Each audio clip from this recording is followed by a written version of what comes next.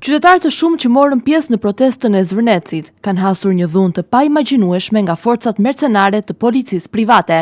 Një qytetar banor i Zvërnecit, siç po shihni nga pamjet në ekran, protestues, dje është marrë zvarr nga disa policë privat që duket qartë që po ushtrojnë dhunë ndaj qytetarit. Ky veprim është i pajustifikueshëm, pasi detyra e tyre nuk është kjo.